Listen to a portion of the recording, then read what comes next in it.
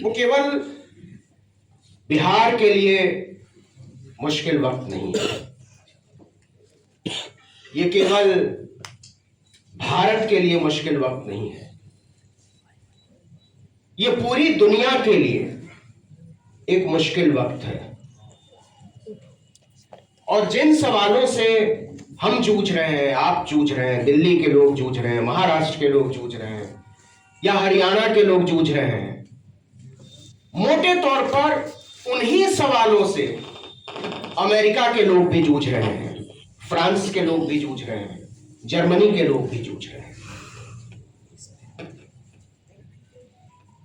तो वो सवाल कौन से हैं? जिन सवालों से लड़ने के लिए, टकराने के लिए इतने सारे लोगों की जरूरत पड़ रही है, और कितने भी लोग जुट जाए, महसूस होता है कि कुछ लोग कम रह गए। मैं पिछले 5-7 साल से देख रहा हूं कि हर बार लगता है कि ये वाली लड़ाई जो है वो निर्णायक बदलाव की होगी, और जब निर्णय आता है तो लगता है पीछे रह गए। और एक ऐसी स्थिति बनती है कि एक कदम आगे और 2 कदम पीछे वाले। तो क्या यह मान लिया जाना चाहिए कि हम कहीं ना कहीं फेल हो रहे हैं, नाकाम हो रहे हैं? क्या यह मान लेना चाहिए कि हमारी कोशिशों में वो ईमानदारी नहीं है जो किसी भी निर्णायक बदलाव के लिए होनी चाहिए? क्या यह मान लेना चाहिए कि हम अपने सवालों को चुनने में कोई गलती कर रहे हैं, या जहां तक हम पहुंचना चाहते हैं उस रास्ते को समझने में कोई गलती कर रहे हैं? तो मुझे लगता है कि कोई भी लोकतांत्रिक प्रक्रिया इन सारे प्रयोगों से होकर गुजरती है, और मैं इसको गलती मानने को तैयार नहीं हूं, मैं इसको प्रयोग कहूंगा।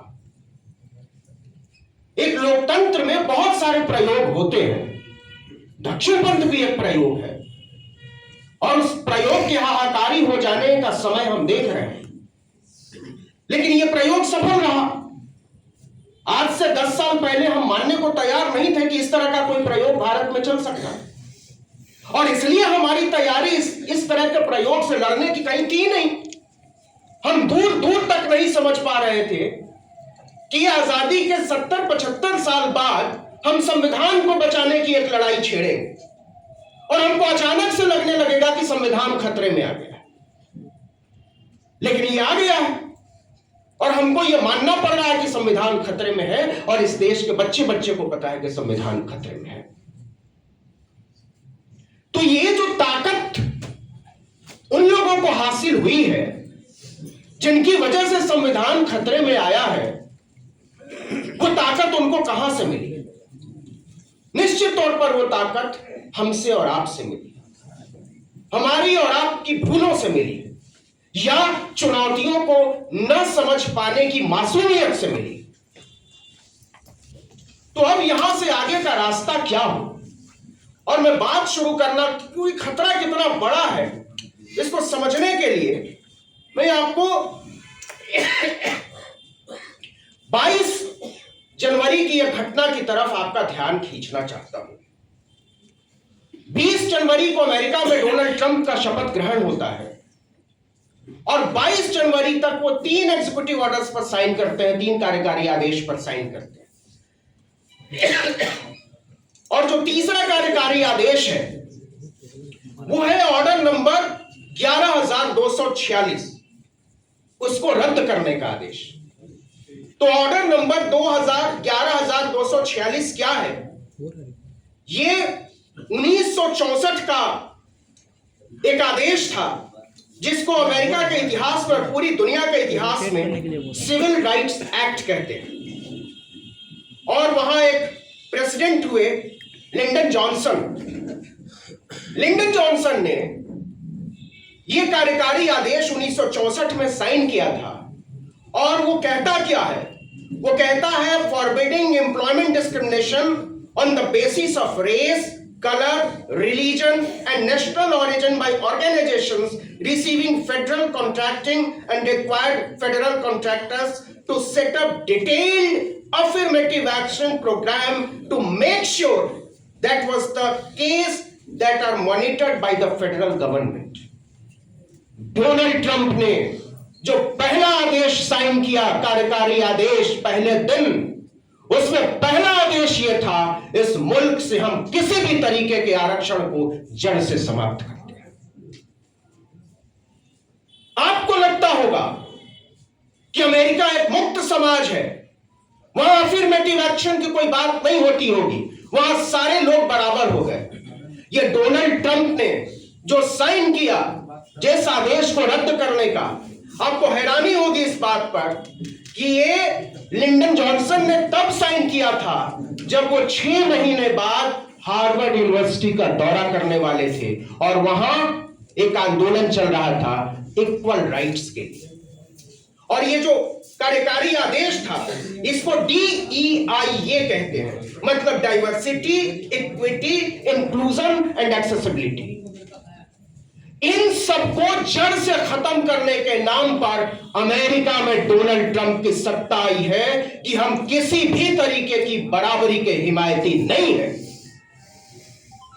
तो दुनिया का सबसे ताकतवर नेता खुलेआम डंके की चोट पर कह रहा है कि हमको बराबरी की कोई जरूरत नहीं है, हमको संविधान की कोई जरूरत नहीं है, हमको ऐसे किसी नियम कानून ढकोसले की जरूरत नहीं है जो आदमी और आदमी को बराबर कर दे।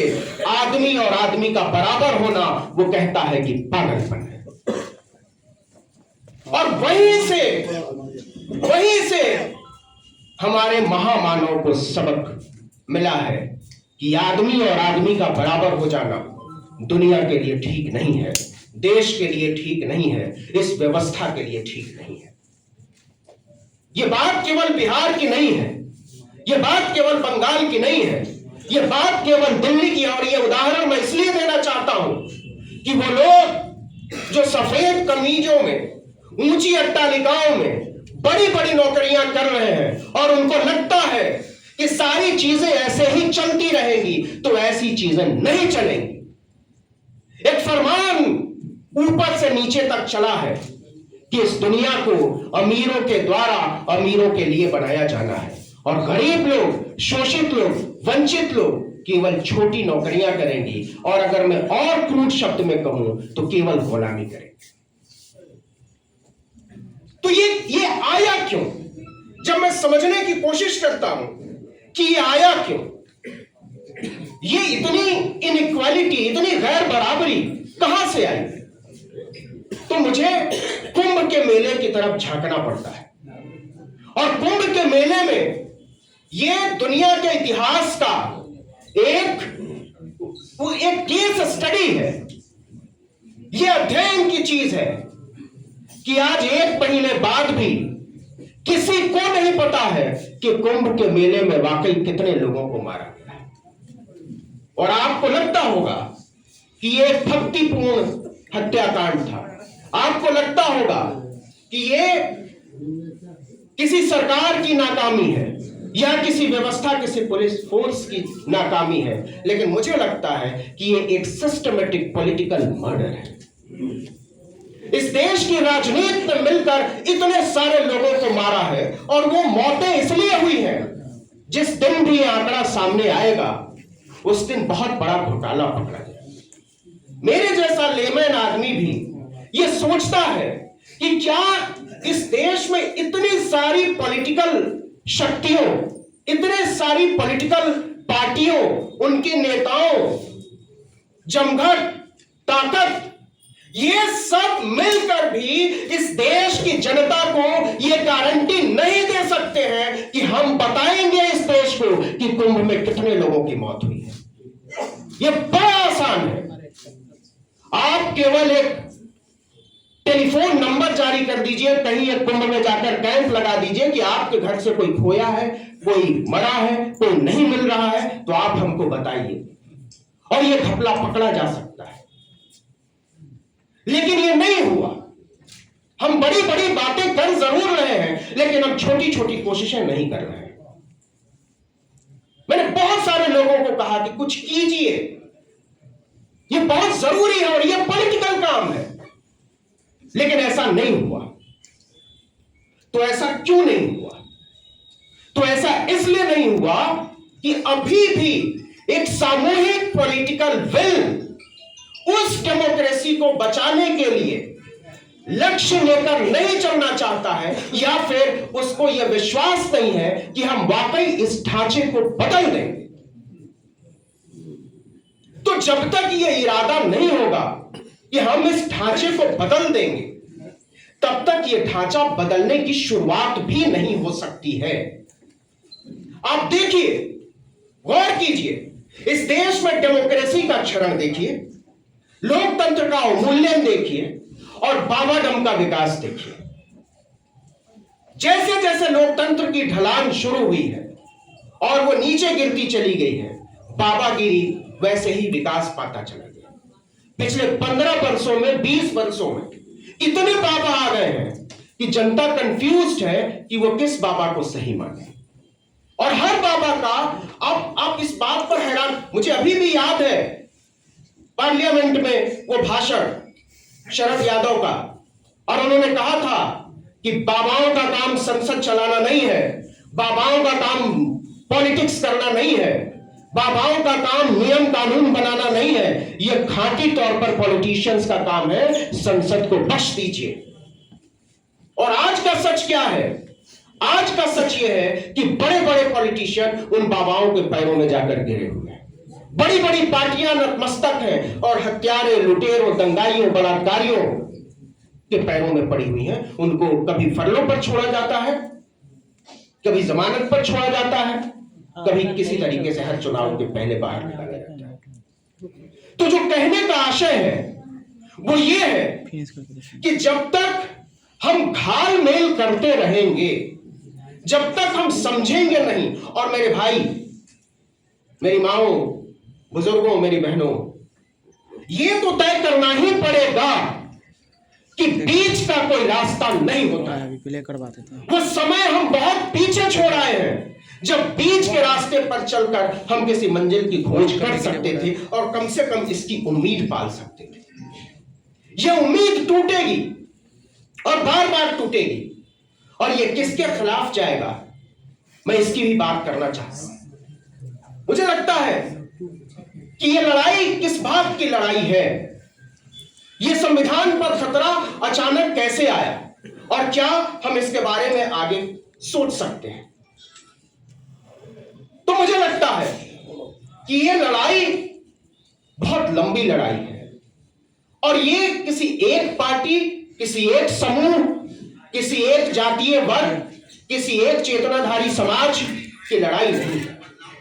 इस लड़ाई को सामूहिकता में देखना पड़ेगा और सामूहिकता में ही लड़ना पड़ेगा। क्योंकि जब मैं देख रहा हूं अपने आसपास के लोगों को और बनते हुए समाज को, तो कोशिश करता हूं समझने की कि वो किस चीज को बचाने की कोशिश कर रहे हैं। नरेंद्र मोदी की सत्ता, भारतीय जनता पार्टी की सत्ता, संघ की सत्ता, दक्षिणपंथी राजनीति से जुड़े हुए लोग, सब लोग मिलकर किस चीज को बचाने की कोशिश कर रहे हैं। सब कुछ तो है उनके पास, सत्ता उनके पास है, ताकत उनके पास है, पैसा उनके पास है, तकनीक उनके पास है, सच को झूठ, झूठ को सच बनाने की ताकत उनके पास है। तो वो किस चीज को बचाने की कोशिश कर रहे हैं? तो मुझे सिर्फ एक जवाब मिलता है, वो शोषण युक्त समाज की व्यवस्था को फिर से बनाने की कोशिश कर रहे हैं। उनको दिक्कत हुई है कि फटे जूते सिलने वाले हमसे बराबरी की बात करते हैं। उनको दिक्कत हुई है कि मरी हुई गाय उठाने वाले लोग हमसे बराबरी की बात करते हैं। उनको दिक्कत हुई है कि हजामत करने वाले लोग हमसे बराबरी की बात करते हैं। उनको दिक्कत हुई है कि झूठे बर्तन धुलने वाले लोग हमसे बराबरी की बात करते हैं, और इसलिए वो पूरी ताकत के साथ उस व्यवस्था को फिर से बनाना चाहते हैं, फिर से बहाल करना चाहते हैं, फिर से हासिल करना चाहते हैं, और तब जाकर बनेगा उनका विकसित भारत। जिस दिन से बराबरी की मांग तेज हुई है, जिस दिन से सामाजिक न्याय का आंदोलन मुखर हुआ है, जिस दिन से गांवों के बच्चे बच्चियां बाहर निकलना शुरू हुए हैं, उस दिन से बहुत जरूरत महसूस हो रही है विकसित भारत बनाने की। एक ऐसा भारत जिसमें भ्रष्टाचार सदाचार हो, एक ऐसा भारत जहां बराबरी सबसे बड़ा अपराध हो और बराबरी की मांग उससे भी बड़ा अपराध है। इसलिए मैं कहना चाहता हूं कि समग्रता में चीजों को देखना होगा। अभी जनवरी की बात है, गुजरात की घटना है। जनवरी में क्या हुआ, वहां की एक कॉलोनी है सलाबतपुरा। सलाबतपुरा में एक हिंदू महिला ने कहा कि मैं अपना घर बेचना चाहती हूं। उसने एक मुस्लिम के साथ सौदा किया और मुस्लिम के साथ सौदा करके बयाना लिया, किसी को कोई दिक्कत नहीं थी। अचानक से अड़ोस पड़ोस के लोगों को पता चला कि एक हिंदू मुसलमान को घर बेच के जाना चाहती है। वो पहुंचे कलेक्टर के पास और कलेक्टर ने आओ देखा न ताओ, वहां जाकर डिस्टर्ब एरिया एक्ट लगा दिया, मतलब अशांत क्षेत्र अधिनियम। इस अधिनियम के तहत एक धर्म का व्यक्ति दूसरे धर्म के व्यक्ति को अपनी मर्जी से संपत्ति नहीं बेच सकता। उसे सरकार ने जब्त कर लिया, सील कर दिया, नहीं बेच सकते। उत्तराखंड में यूनिफॉर्म सिविल कोड लागू हो गया। तो ये जो पूरा कानून बनाया जा रहा है, और मुझे नहीं लगता कि बहुत सारे लोगों को इसके बारे में पता है या उनकी दिलचस्पी है यह जानने में, या उनको ऐसा लगता है कि इस खतरे की जद में आज नहीं तो कल हम भी आ जाएंगे। तो ऐसा क्यों नहीं लगता है? ये छोटी छोटी लड़ाइयां बड़ा आकार क्यों नहीं ले पा रही हैं? बड़े बड़े समूहों तक क्यों नहीं पहुंच पा रही हैं? तो मेरी समझ में जो आता है वो ये आता है कि ऐसा इसलिए हुआ है कि हमारी पॉलिटिकल फोर्सेस ने शिक्षा के महत्व को समझने से इनकार कर दिया। उनको लगता था कि बैनर, पोस्टर, पैम्फलेट इतना काफी होगा। हम लोग बड़ी बड़ी बातें कर जरूर रहे हैं, लेकिन यहीं से कुछ दूर पर एक शहर है गया। गया से 10 किलोमीटर दूर एक गांव है नियाजीपुर। वहां 300-350 मांझियों की बस्ती है। आपको इस बात से हैरानी होगी कि उस बस्ती से एक भी बच्चा 10वीं पास नहीं है। मंत्री नहीं है। कभी 70-72 के दशक में एक आदमी हुआ था जो लगातार कोशिश कर रहा है कि कुछ हो, लेकिन हो नहीं पा रहा है। ये लड़ाइयां आगे क्यों नहीं बढ़ पा रही हैं? ये लड़ाइयां आगे इसलिए नहीं बढ़ पा रही हैं कि लड़ाइयों की अहमियत को समझने वाले लोग हमने समय से पैदा नहीं किया। हमारा पूरा ध्यान इस बात पर होना चाहिए कि हर घर से एक बच्चा कम से कम बाहर जरूर पढ़ने के लिए निकले। हर घर से कम एक लड़की अपने जिले से बाहर निकले पढ़ने के लिए, अपने गांव से बाहर निकले, बाहर के समूहों से मिले। जिस दिन तक हम शिक्षा की अहमियत को दरकिनार करते रहेंगे, और मैं बार बार कहता हूं कि इस देश में उस दिन सबसे बड़ा घोटाला हुआ, उस दिन संविधान को खत्म करने की नींव पड़ी, उस दिन लोकतंत्र को खत्म करने की नींव पड़ी, उस दिन बराबरी को खत्म करने की नींव पड़ी, जिस दिन इस देश में उच्च शिक्षा संस्थानों के दरवाजे प्राइवेट प्लेयर्स के लिए खोले गए। इस देश का सबसे बड़ा घोटाला है शिक्षा का निजीकरण। इस देश का सबसे बड़ा घोटाला है प्राइवेट शिक्षा का हमारे घरों में घुस जाना। इस सरकार से हमको अभी भी समय है इस गारंटी की मांग करनी पड़ेगी कि या तो उच्च शिक्षा संस्थानों और किसी भी तरीके के शिक्षा संस्थानों में अगर कोई बच्चा पढ़ना चाहता है, अगर कोई लड़की पढ़ना चाहती है, तो उसकी फीस सरकार को भरनी पड़ेगी, चाहे वो फीस जितनी भी हो। और नहीं तो इस देश में उच्च शिक्षा संस्थाओं से प्राइवेटाइजेशन को खत्म करना पड़ेगा। ये हम नहीं लड़ेंगे लड़ाई तो हमारी आने वाली नस्लों को लड़नी पड़ेगी, हमारी बेटियों को लड़नी पड़ेगी। और यह बात इसलिए मैं कह रहा हूं कि जिस दिन तक शिक्षा के क्षेत्र में हम अपने लोगों को ज्यादा से ज्यादा लोगों को नहीं भेजेंगे, तब तक हम समझ नहीं पाएंगे कि लड़ाई जानी कहां चाहिए, और हम यही मातम मनाते रह जाएंगे कि इस लड़ाई को लोग समझ क्यों नहीं रहे। इस लड़ाई को समझने के लिए जरूरी है कि हम उस दौर को समझें, क्योंकि अभी 6 महीने पुरानी बात है, 6 महीने पुरानी बात है, सुप्रीम कोर्ट ने एक ऑर्डर पास किया और सुप्रीम कोर्ट ने यह कहा, मुझे इस बात पर बड़ी हैरानी हुई, सुप्रीम कोर्ट ने यह कहा कि जेलों में जातियों के आधार पर काम नहीं कर सकते, काम नहीं कर सकते। रतन जी, मुझे हैरानी हुई कि क्या सचमुच में पिछले 75-80 साल से जेलों में जातियों के आधार पर काम हो रहा है? मतलब अगर कोई मैतन जाति का है तो वो पखाना साफ कर रहा है, कोई ब्राह्मण है तो वो पूजा करवा रहा है, कोई अगर राजपूत है तो वो तलवार भांजना सिखा रहा है। क्या ऐसे काम हो रहा है? लेकिन ऐसे हो रहा है, और ये इस देश का सुप्रीम कोर्ट ने एडमिट किया है कि नहीं करवा सकते। अब जाकर उसको रोकने की उत्तर प्रदेश की सरकार ने हलफनामा देकर कहा कि हमको पता ही नहीं था ऐसा हो रहा है। तो कहीं ना कहीं हमारी पूरी लड़ाई समझौता परस्ती से जूझ रही है, और चूंकि हम सब लगभग एक तरह से सोचने वाले लोग हैं, हम चाहते हैं कि कोई रास्ता निकले। हम समझने की कोशिश कर रहे हैं कि इस दौर से मुल्क को कैसे बाहर निकाला जाए और किस तरीके से एक नई राह बने जो सबके लिए सम्मानजनक हो। तो इसलिए आखिर में जो बात मैं कहना चाहता हूं वो ये कहना चाहता हूं कि ये किसी एक हुकूमत से लड़ाई का मसला नहीं है, ये किसी एक पॉलिटिकल आइडियोलॉजी को सत्ता से हटाने का मसला नहीं है, यह उससे कहीं ज्यादा बड़ी लड़ाई है। यह आत्मसम्मान की लड़ाई है। और जो एक आखिरी बात मैं कहना चाहता हूं कि इस दुनिया को औरतों के हवाले करने का वक्त है। इस दुनिया में जितनी भी खराब चीजें हैं, युद्ध है, अशांति है, गंदी हवा है, नफरत है, घृणा है, इन सब के जिम्मेदार केवल और केवल मर्द हैं।